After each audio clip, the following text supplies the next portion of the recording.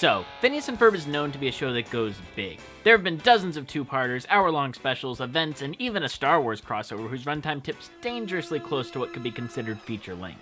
But over the course of its initial run, Phineas and Ferb only had one truly feature-length project.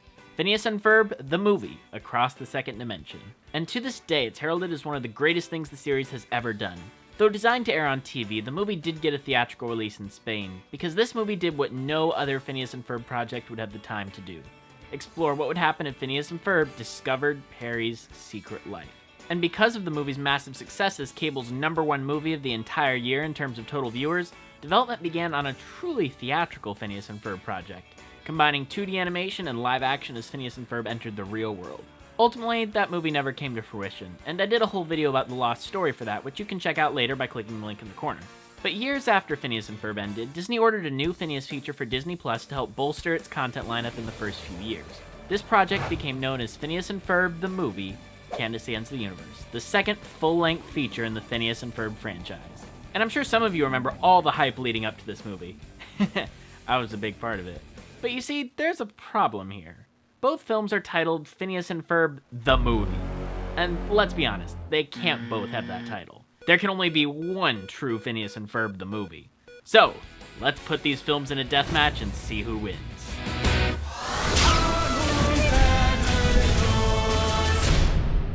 So obviously the winner of this battle is going to be subjectively influenced by my own opinions, but I'm going to try and make this as objective as possible.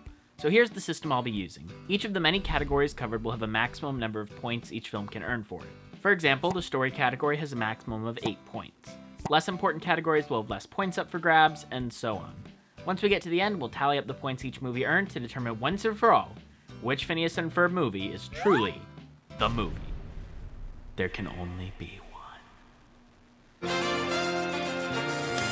Alright, let's start with an easy category. Each film's official poster has excellent composition, but let's look closer at Candace Against the Universes. The composition does a great job featuring all the characters while giving Candace the spotlight and even teasing Super Big Doctor and her duality alongside Candace. Plus, the color design is spot on overall.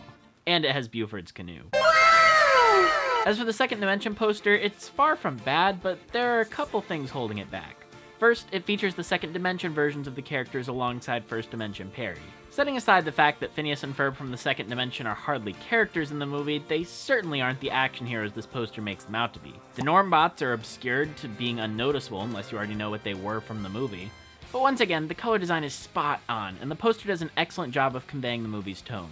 Overall, this one goes to Candace Against the Universe. Although I should mention that despite this being the official poster for Across the Second Dimension, there was an alternate poster floating around that I think is much better, though still not more so than Candace Against the Universes. 1 point to Across the Second Dimension, 2 points to Candace Against the Universe. Just like with the poster, a great trailer is important to selling the movie, and these movies have two very different trailers. Let's start with Across the Second Dimension. When our world is threatened, when we need a hero, only one secret agent fits the bill. This trailer is very much a TV movie trailer, all the way down to the voiceover narration. And it is chaotic. It plays its cards right up front, showing the Second Dimension and Evil Doof, and establishing the premise and title. But gosh, there's a lot to unpack. This trailer shows so much from the third act, including Phineas and Ferb discovering Perry's identity, the fact that they ultimately team up, and huge segments of the climactic robot riot battle. There seems to be no regard for spoilers here, and while I don't remember seeing this trailer as a kid, I'm sure many of you do. Did this trailer build the hype? Or was it too much? But regardless, the jokes picked for the trailer are weird. It's okay, it's a rental! And the pacing is just destroyed by the narrator guy. But I gotta admit, the line, "An adventure so big, one dimension isn't enough," kinda slaps. Now on to Candace Against the Universe. Candace, every day you call and tell me Phineas and Ferb have built some big, unbelievable thing. And every day I come home to find nothing there. Doesn't it exhaust you? It exhausts me. Oh, look, there's nothing here. This trailer feels very 2020. The narrator is gone, and it sets up the premise of the movie quickly as well.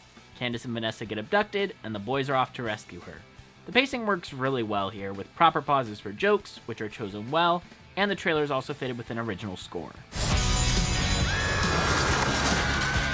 I know what we're gonna do today. against the universe. And only 2 shots are spoiled from the third act this time, and we don't even meet Super Big Doctor in the trailer. This trailer has excellent restraint with what it reveals, and as someone covering the movie when it came out, I can't tell you how refreshing it was to know nothing about Super Big Doctor going into the movie, despite having seen so much promotional material. And even this one shot of Candace that could have been spoilery has been edited to avoid it. It's a superb trailer that, even though it falls in line with the format of many Marvel-esque trailers today, gives a great sense of the movie and its premise while only focusing on the first act. Just thinking back to the Across the Second Dimension trailer, you could have sold that movie completely on the concept of the Second Dimension interactions, or of a mysterious evil doof, or heck, even Phineas and Ferb meeting Doof, since this was the first time in the series that happened. All that without spoiling the boys discovering Perry's identity, which the movie itself treats as a twist. Perry? But I suppose you spoil what you need to in order to get viewership on TV, which worked, but that's the next category. But as for this one, Candace Against the Universe wins hands down. 1 point to Across the Second Dimension, 4 points to Candace Against the Universe. The score, 2-6.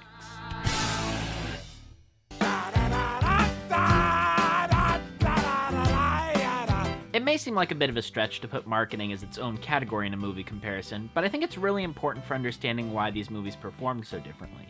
Disney Plus has really struggled to successfully promote anything without the names Star Wars or Marvel attached to it, and as such, Candace Against the Universe struggled with overall visibility among fans of the franchise. 90% of this movie's promotion was wrapped up in Dan Povenmire's TikTok, and the only official trailer for the film didn't drop until 23 days until the movie's release. Bruh. And yet despite that, it's still clearly connected with a modern, younger audience, as it was the 5th most streamed original of 2020, being the one with the lowest budget in the top 10. But among the general public, it hardly feels like this movie even happened. There's no memes from it, no cultural impact, with even MatPat acknowledging that he didn't find it until he was digging into the Disney Plus originals section. Did anyone else know that this existed? Yeah, I didn't either until I started digging around in the Disney Plus library. Compare that with Across the Second Dimension. This movie had endless promotion. These ads ran on Disney Channel full time. You could not escape the marketing for this movie. From the DVD teaser trailers to TV teasers building up hype to release, this was the movie event everyone needed to see, promising to break the status quo of Phineas and Ferb with them discovering Perry's secret. Join Phineas and Ferb in an all-new movie as they discover Perry's true identity in Phineas and Ferb Across the Second Dimension, coming summer 2011. And the marketing absolutely worked. This movie was a part of every Phineas and Ferb fan's childhood. Everyone tuned in for the premiere. It garnered around 7.6 million viewers and was cable's #1 movie of the year in total viewers. It even released theatrically in Spain, where it grossed over $5.5 million. Basically, the marketing paid off for this one, and there's a reason it's a cultural classic. Wow, if I had a nickel for every time I was doomed by a puppet, I'd have 2 nickels, which isn't a lot, but it's weird that it happened twice, right? So while I might not agree that the trailer is good how it is, it was certainly effective. And for overall marketing, that's what counts. 4 points to Across the Second Dimension, 1 point to Candace Against the Universe. Candace Against the Universe is taking the early lead, but these are pretty low stakes categories. Let's do a big one.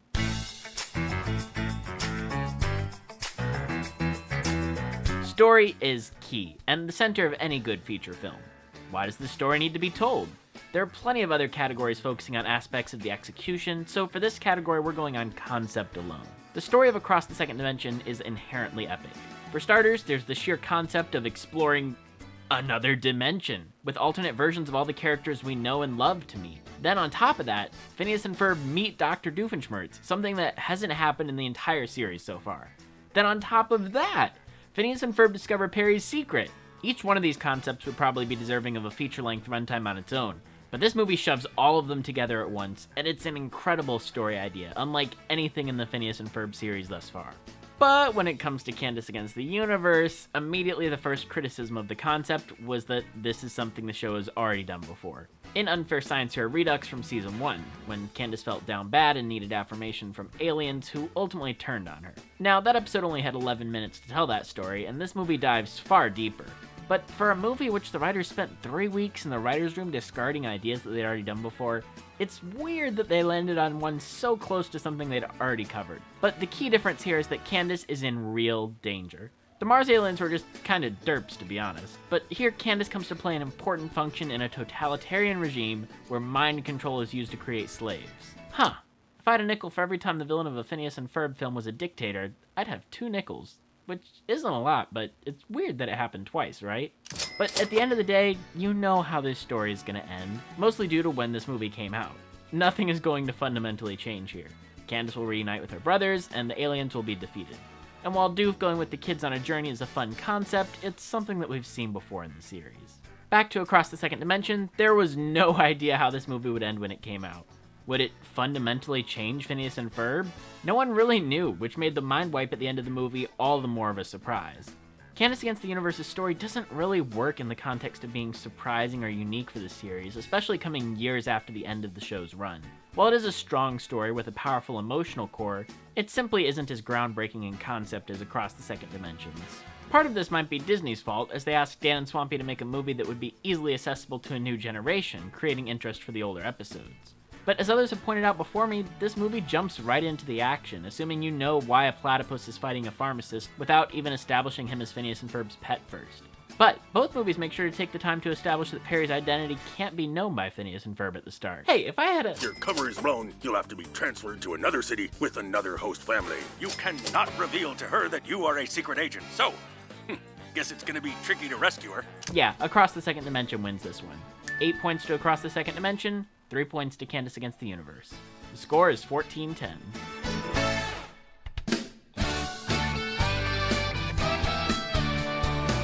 How a film handles its original characters from the series it's based on is important, and these films have 2 very different approaches. Across the Second Dimension really focuses on Phineas, Ferb, Perry, and Doofenshmirtz, with the arc going to Phineas and Perry. While I mentioned this earlier, the rest of the characters are largely sidelined. Isabella, Buford, and Baljeet are basically cameos, and Candace's arc relating to her growing up is interesting, but ultimately played as a joke in the end as she learns that maybe growing up fast isn't something she actually wants for now. It is neat that both Candaces get to learn from each other a bit in the movie, and that makes bringing Candace into the second dimension a worthy effort.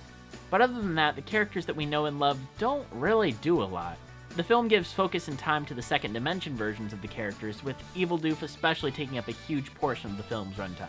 Still, it is interesting to see Phineas uncharacteristically upset throughout the film because of Perry, and Doof is, well, as Doof as ever. This may not be the best time to tell you, but I actually flunked Jungle Gym in grade school. As for Candace Against the Universe, the original characters are the focus of the film. Here we get a proper adventure exploring the dynamic of the gang with Dr. Doofenshmirtz joining them, and it creates wonderful little quirks like the Doof and Isabella dynamic. But gonna be real for a sec, as sweet as it was, the payoff was not earned. In addition, Buford and Baljeet are each given a running gag, being the canoe and space adventure respectively, both of which ultimately pay off in the incredible canoe freefall scene. Plus, there's great character continuity with the original series, even in little details. I mean, I know sometimes she seems kinda... Obsessive? Volatile? Enchanting? I am so in love with her right now. What? And Phineas and Ferb are also given new emotional depth with their realization of how Candace feels and their shared responsibility to try and help fix it. All the original characters here are written with the same level of weight as the show, with even Perry getting to do something completely new in a subplot that largely involves trying to remain hidden. This is a movie entirely about the original characters, and does everything in its power to give them new material to work with to bring things together. Candace Against the Universe gets the full 4 points for this one, while Across the Second Dimension gets 2 points. Across the Second Dimension is holding its lead, but can it keep it?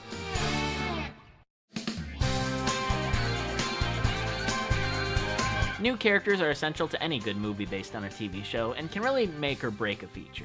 And both Phineas and Ferb films know this. Candace Against the Universe has Super Big Doctor as the new baddie, and her legion of servants and fellow... whatever her species is. She is given an arc and a fun personality, which subverts a lot of the stereotypical dictator tropes, but I'm gonna be honest, there isn't much memorable about her. Like, what personality traits do you come out of this movie thinking about Super Big Doctor?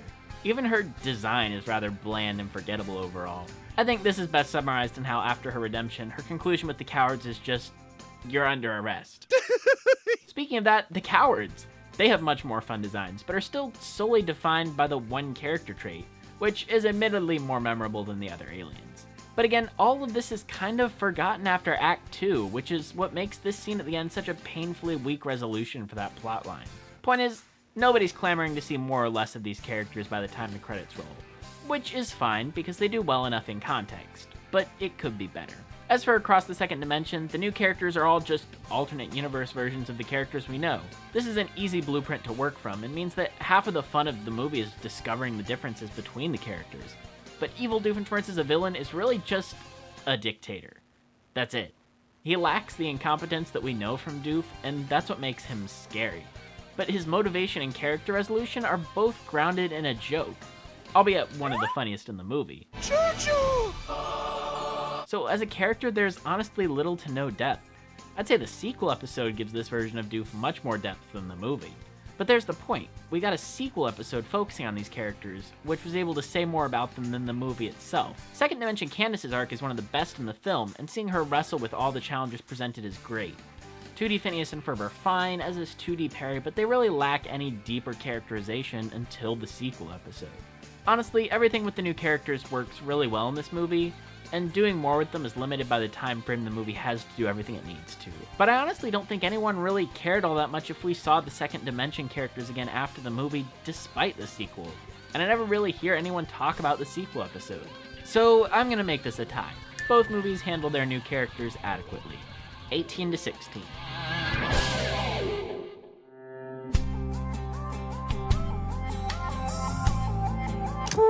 Boy, I have a lot to say about this category. Phineas and Ferb has always had a very distinct style and visual design, and you would expect that the movie would be able to take that and elevate it. Well, let's take a look. Across the Second Dimension looks nearly exactly like the show you remember. Seriously, it's hard to tell the difference between a typical episode and the film at most points. And trust me, that's a good thing. But what does elevate it is the additional visual flair in certain shots, be it simple poignant lighting or the consistency of the art direction. The Second Dimension is truly dark, with the feel of a bleak totalitarian dictatorship, with the color drained from absolutely everything and the landscapes dominated by purple, green, and gray. The repeating doof text everywhere gives a subtle, unnerving vibe to the movie. When other dimensions are explored, it's appropriately wild and goofy with a variety of visual styles. And throughout the movie, when the action kicks in, the character posing is insane, with some of the most fluid animation seen in the entire series. And don't even get me started on the Pokegoozm with a stick scene. That is as perfect an action scene as Phineas and Ferb has ever had. But if the animation wasn't much more than standard for the early parts of the feature, it kicks it up a notch in the third act, with some of the most packed shots Phineas and Ferb has ever seen in Robot Riot. I cannot believe that this shot even exists.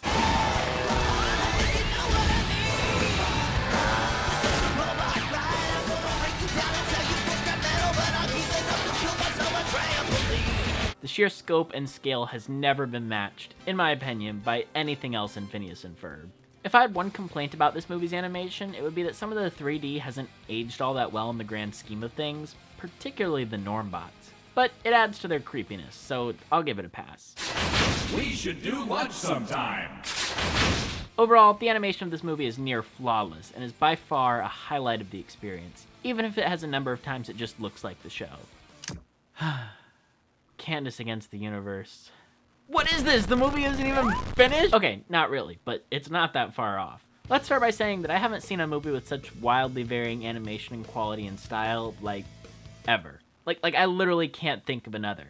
Despite having more time and money for this feature, according to Dan and Swampy, it seems that one bad apple spoils the bunch, as 2 of the 3 studios working on the film had never animated Phineas and Ferb before, and for one of them, it really shows. While Across the Second Dimension was animated largely by the same studios working on the series at the time, only one original studio returned for Candace Against the Universe, that being Synergy Animation. The other 2 studios, Snipple Animation and Urim Productions, also joined the project. And let me tell you, it is very clear which studio was working on which part of the film, divided neatly into thirds. Based on the credits listing order, I assume Snipple did the first third of the movie and Urim the final, although it is ultimately impossible to tell which did which. But for the purposes of this video, Snipple did the first third, Synergy did the second third, and Urim did the final third. The first third of this movie is rough animation-wise. Remember those stylized stills from the end of Across the Second Dimension intended to represent pictures? Imagine a whole third of the movie like that. The posing is stiff, the line weight is all wrong and changes within shots. Characters are shockingly off-model. The bigness of characters leads to certain shots looking funky, and it's littered with basic continuity errors. While not bad animation necessarily, the thick line art leads to a very cheap feeling for the first third of the film. Eye animations just look lifeless, Norm looks so wrong, And let's compare the animation of Perry's lair entrance from across the second dimension to his lair entrance here.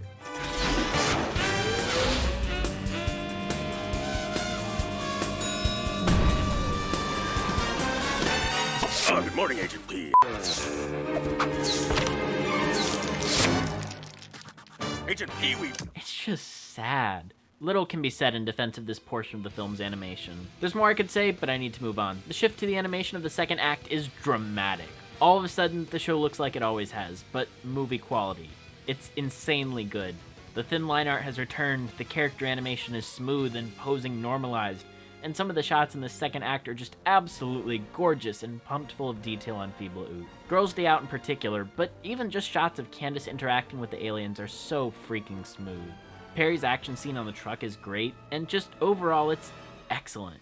Synergy has worked with the style for so long, also doing great work on Milo Murphy's Law, so it's no surprise that their section is the most consistent and visually appealing. Then we get a brief interlude as Snipple returns to do some pickup shots, providing more scenes with strange line weight and stock-looking poses.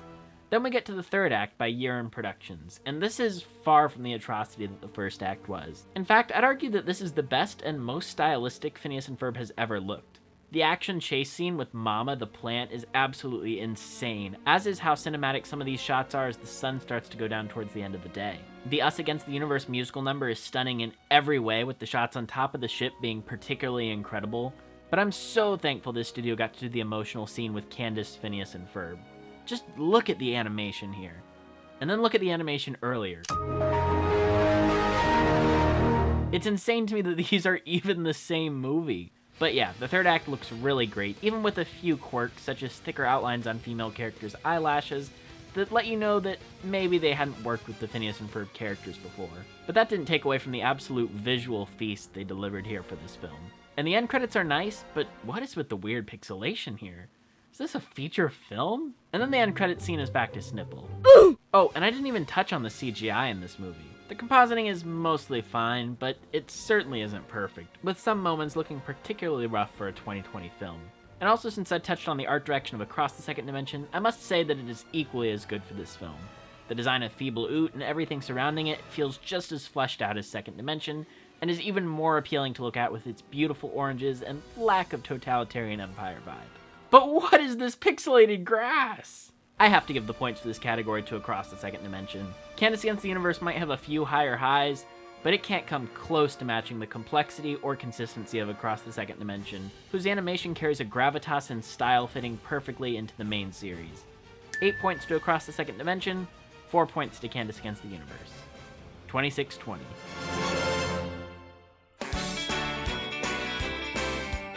In my initial review for Candace Against the Universe, I mentioned that I wouldn't judge the jokes, because humor is subjective, and trying to discuss them without retelling them is fruitless. And to an extent, I still think that's true, but nonetheless, I kinda have to discuss it when comparing every aspect of these films. In Across the Second Dimension, the movie is dealing with a lot of constraints on runtime due to the TV movie nature of the film. But it's also a film that initially took the same board-driven approach as the series. So much so that Dan has been noted saying that the movie was originally a disjointed mess of rabbit trails when they began production, since they would give 11-minute segments to different board teams. Combine that initial approach with the wealth of original series board artists and writers, and you get a movie with very diverse, snappy comedy chops, featuring all sorts of gags from fourth wall breaks, to non sequiturs, to ironic moments driven by context, to visual pauses, to even incredibly random gags that have lived on in infamy to this day.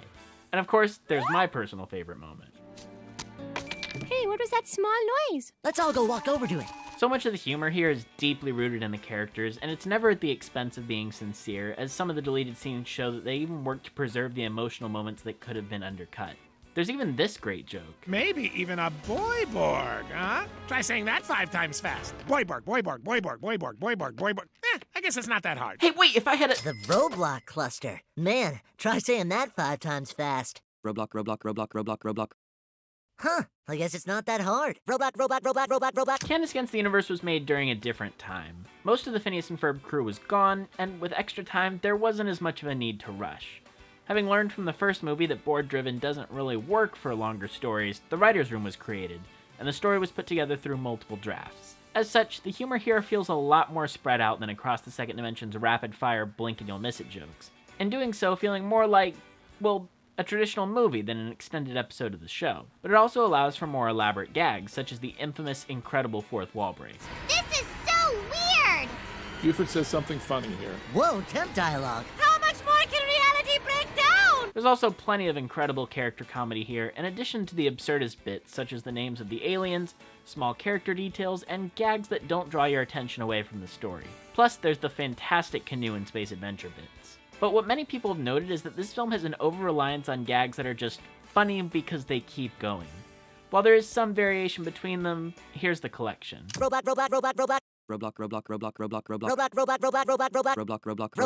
Candace, focus. I know. I don't have time for this. Candace? Yeah, no, I know. I really shouldn't. Candace. We shouldn't. Okay, no, I know. You're right. Candace.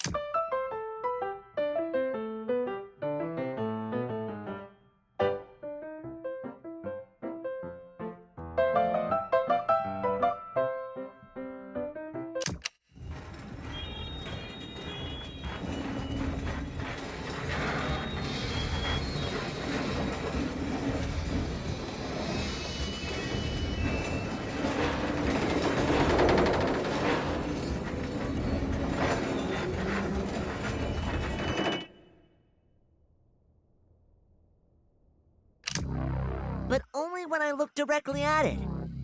I can hear it when I look... Yeah, I have to... Yes! Oh, yeah, me too! Oh, yeah, like a low tone.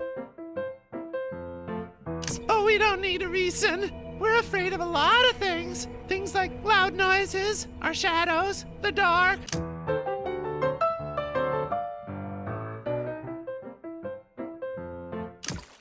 All right, well, thank goodness we're okay. Oh, yeah, maybe not now. Yeah, definitely not now. Behold, the hidden city of Cowardalia! An old dark cave. You must be very proud. Oh, this is just the cave entrance to the city of... Orthos, every time you bring somebody here, you do this too soon! Behold, the city of Cowardalia! So you live in these big statues? No. That's just monuments we built. Ugh, I'm sure he hasn't gotten far. Hey, you! You're not allowed.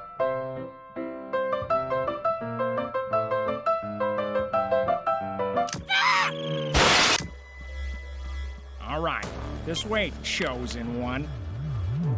Oh.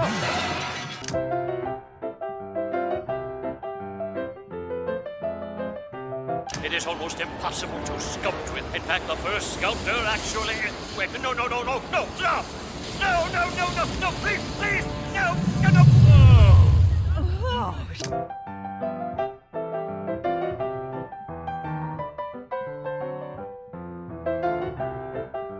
Hey, Sandtoaster, you're never gonna guess where I am. Her Highness put me in charge of a certain special prisoner.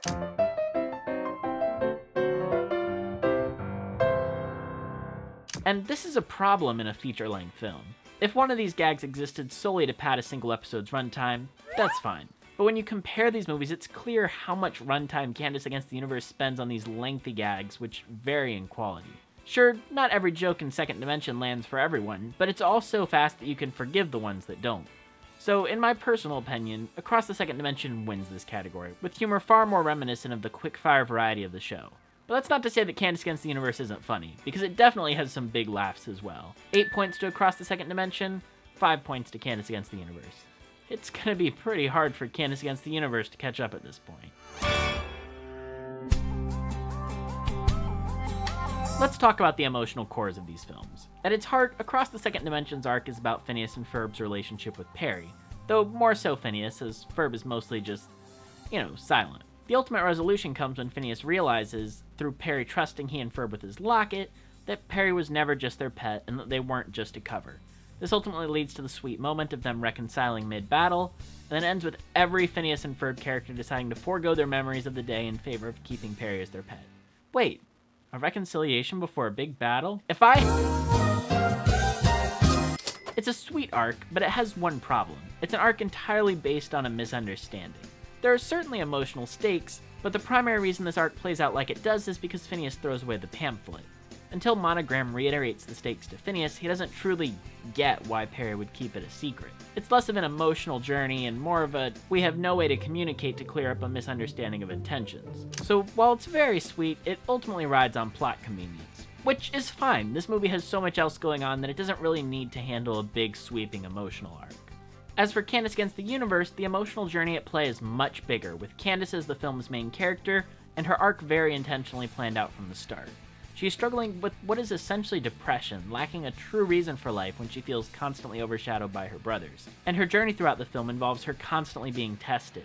We get a deep look into her psyche as she's afraid, praised, uncertain, and ultimately remorseful of her actions. The scene of Candace, Phineas, and Ferb reuniting pulls on your heartstrings so hard, and there's an honesty to Candace's character in her emotional breakdown. She feels bad because she really did tear her brothers down for no reason as they attempted to make amends for their wrongdoings while she wouldn't forgive them.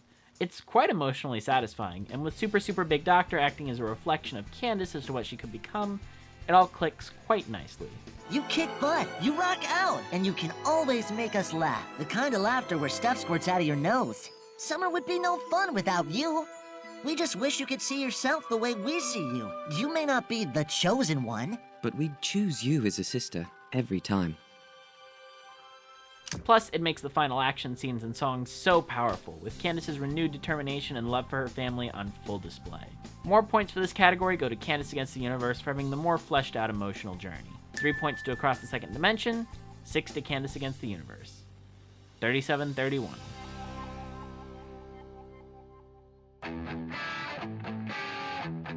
Pacing is one of the most amorphous aspects of any film, but I'm confident in saying that these two films are paced quite differently. Let's start with Across the Second Dimension. This movie is a rapid fire. In fact, until it gets to the second dimension, it feels like a Phineas and Ferb episode is being played on fast forward. Ferb, that's it. I know what we're gonna do today. No, seriously, who's in that? Okay, everyone. Sometimes it leads to really funny bits. Hi, Perry. Can I try? Whoa, Mama. Nice shot, Isabella. Did someone lose a ball? Yeah, we were just playing platypus. But other times it just feels like I put the movie on at 2 times speed. Additionally, not all the plot lines get their due time, with the original Phineas and Ferb extended cast essentially irrelevant until the third act, bar a few scenes that are very spread out. What is impressive is that this story structure with so many different characters and places actually works. It feels unlike any other movie in the sense that the second dimension scenes are all over the place with so many character plot lines to track. But when it comes together in the finale, it really comes together, with the final moment of Perry reflecting on the adventure being such a wonderful breather after such a packed, fast-paced movie. Also, the songs are spectacularly paced, coming at regular enough intervals that it's fun and not distracting. So as far as pacing, the best way I can describe it is that the movie feels like an extended episode. It has the pacing of any regular Phineas and Ferb episode and is able to capture that feeling well. But man, they couldn't have fixed this edit for the final release of the film. So far it's not going as well as we'd hoped. That's in the movie to this day. It's always bugged me. Candace Against the Universe, on the other hand, feels like a grand adventure movie. From the start, there is a sense of traditional movie pacing, all the way down to the title card, but the conversations in this movie simply feel more real. The pacing feels like a more standard movie, with far more space to breathe and let its emotional moments have room. In addition, each character feels like they're given their due time. Perry's scenes are properly spaced out, we check in on Vanessa when we need to, and even the end credits button fits well. That's not to say the movie is perfect, though. The pacing of the songs is wild for a musical, with the gap between Such a Beautiful Day and Unsung Hero being a full 18 minutes because of 2 cut songs, while Girls' Day Out and Adulting are literally within a minute of each other. Combine that with the fact that the third act only has 1 original song in the finale, and this movie feels like more of a half musical than a full one, kinda like the original Frozen.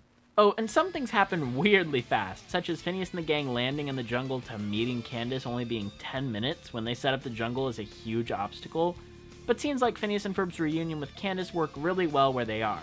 The action scenes are well paced, and there's multiple moments in the film where you don't really know where the story is going to go, such as Super Big Doctor escaping to Earth, where the main crew makes it back, but Doof is left behind with Perry to look for Vanessa.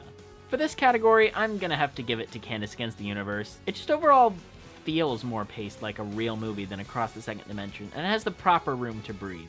But this category is probably the most subjective, so be sure to share your thoughts on the pacing in the comments below. 5 points to Across the Second Dimension, 6 points to Candace Against the Universe. 42-37.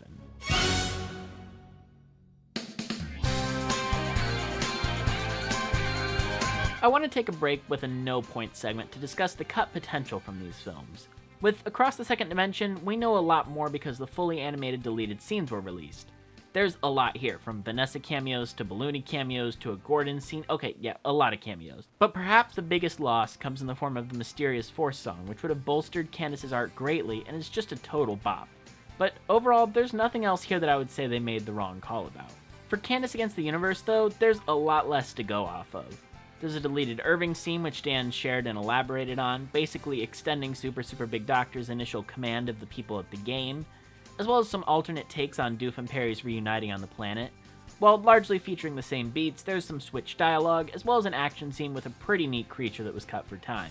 And a fast food restaurant on Feeble-Oot, to pay respect to the name Feeble-Oot coming from the ingredients of a Big Mac said backwards. We even got to see an alternate opening with Candace feeling down after starting a live stream just trying to be herself, only for the commenters to bug her with questions about Phineas and Ferb and get angry when she starts to express her frustration with them.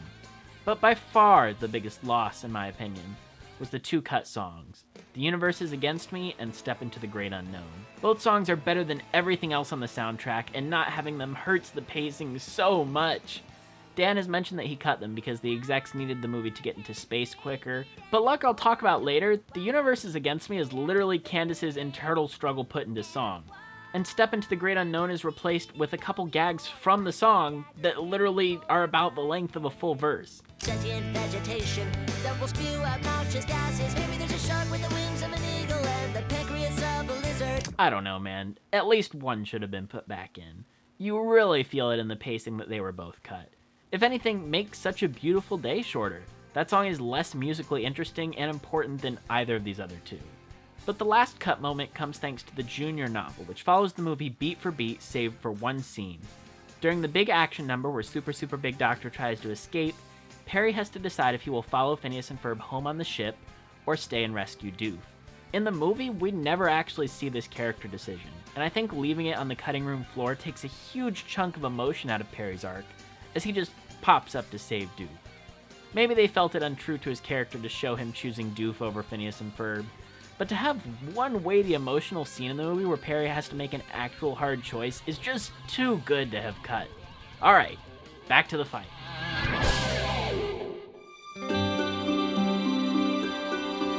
I need to put it out there, the scores for both of these films are incredible.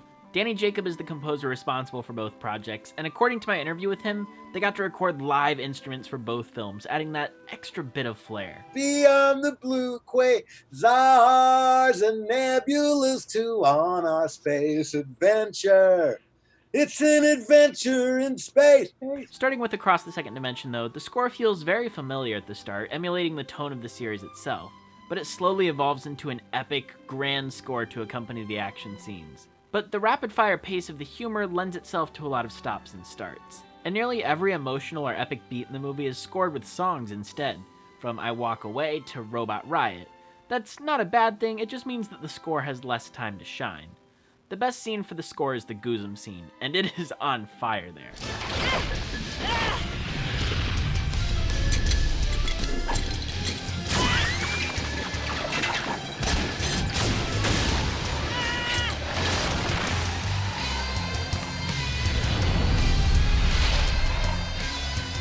But overall, it's pretty standard.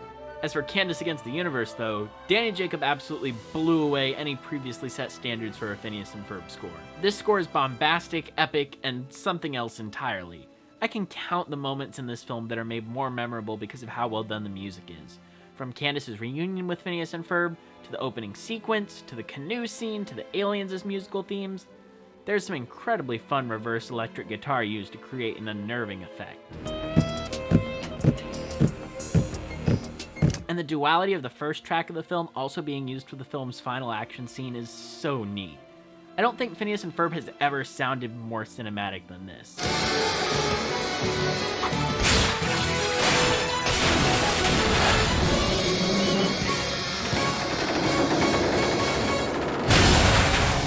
Oh, and the opening title card chorus? That's the primary musical motif for Candace throughout the movie, and it's used a bunch.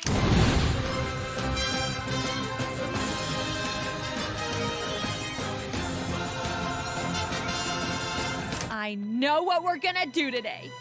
Save the world! Yeah, that's what I'm talking about. Yeah, I could heap loads more praise onto Candace Against the Universe's score, but you can watch my interview with Danny Jacob about his work on the movie for that. Candace Against the Universe wins this one hands down. 4 points to Across the Second Dimension, 8 points to Candace Against the Universe. It is neck and neck for the title of the movie. Let's see what these last few categories bring.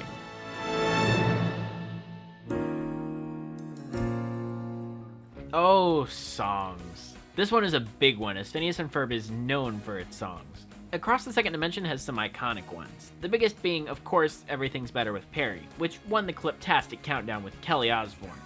Oh, yeah, I still need to work on my video about that. But Across the Second Dimension has some classics. Brand New Best Friend? Remember being confused when that started playing in the car and the doof voices came out from different sides? Yeah, me too. Summer Where Do We Begin? Banger. I Walk Away? Emotional. Brand New Reality? Bop. Robot Riot? One of Love Handle's most iconic. Taking Care of Things, Kick It Up a Notch? All fantastic. These are some of the franchise's most iconic songs, and they all fit their scenes so incredibly well, emphasizing plot points, accompanying action, establishing themes, and most of all, having fun. And Mysterious Force is great, even if it's easy to see why, of all the songs in the movie, it was the one they cut. Hey, if I had a nickel for Candace? Candace? When it comes to Candace Against the Universe, though, it's hard to say the same. Such a Beautiful Day is pretty good. The Universe is Against Me is insanely good, but it was cut from the movie. Right, so the average song that functions as a recap was kept, but the song that defines the main character's arc for the film, ties into the title, and is referenced again in the movie is cut to a cameo. The whole universe is against me. Please, make it make sense. Step Into the Great Unknown was cut for time, only to turn one of the song's gags into a speaking scene instead of shortening the song. Make it make sense again. Unsung Hero is fine, Meet Our Leader is fun, Girls' Day Out is a bop, Adulting is great, Battle Song is funny in context but doesn't really work outside of it, and Us Against the Universe is actually the greatest song ever written for Phineas and Ferb. 'Cause as long as we're together, we can stand and face whatever. What a mixed bag. Also, the credit songs Silhouettes and We're Back are really fun as well, with Silhouettes in particular having great lyrics. But I have a whole other video for my in-depth thoughts on these songs. This one is a no-brainer. It goes to Across the Second Dimension, but I'm going to give Candace Against the Universe some extra points for having the best song out of all of them, in my opinion. 8 points to Across the Second Dimension, 5 points to Candace Against the Universe. 54-50. Bonus round! This category is really simple. I put a poll up on my YouTube community tab asking everyone which Phineas and Ferb movie was their personal favorite. Make sure to subscribe if you want to be a part of things like this. And the results are clear. Y'all love Across the Second Dimension, which won 87% to 13%. Whether it be nostalgia from growing up with the movie, or if it's objectively better, that's up for debate. But we're gonna round the points and give the bonus. 9 points to Across the Second Dimension, 1 point to Candace Against the Universe. And so, as we come to the end of our journey, let's review which movies won for each category. Across the Second Dimension had the better marketing, story, animation, comedy, songs, and is the audience choice. Candace Against the Universe has the better poster, trailer, treatment of the original characters, emotional journey, pacing, and musical score. And in the end, Across the Second Dimension pummels Candace Against the Universe with a score of 63 to 51. Across the Second Dimension is truly Phineas and Ferb, the movie, the one and only. Candace Against the Universe can just go back to being the Phineas and Ferb movie like it was originally supposed to be. Let me know in the comments what your thoughts are, Dimension Hoppers. And if you're interested in more about that canceled Phineas and Ferb movie, check out this video all about it. Thank you so much for watching, and I'll see you back in Dimension 1.